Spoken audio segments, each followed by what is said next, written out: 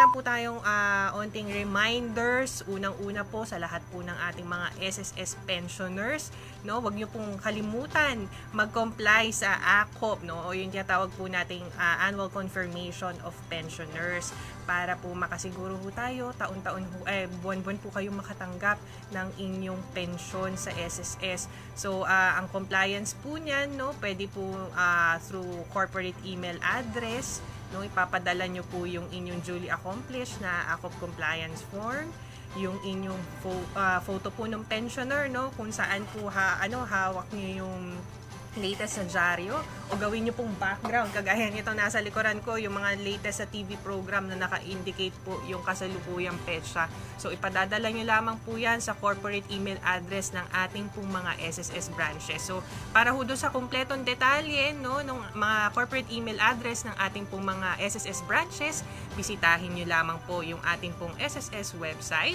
www.sss.gov.ph.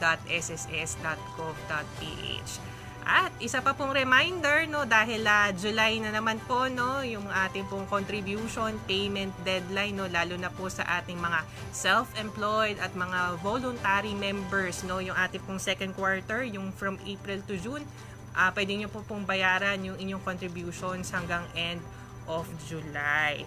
And lastly po, no, ang dami po nating natatanggap na mga text scam, no?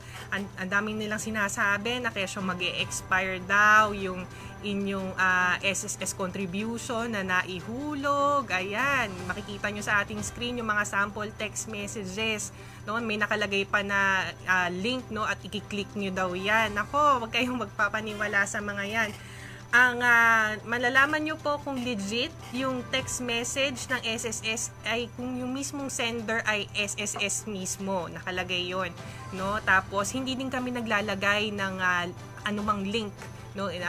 Ang usually ang nilalagay lang natin doon, halimbawa nagbayad kayo ng SSS contribution, nakalagay lang doon yung kung magkano yung inyong nabayaran, notification lang po na posted na po ang inyong contributions.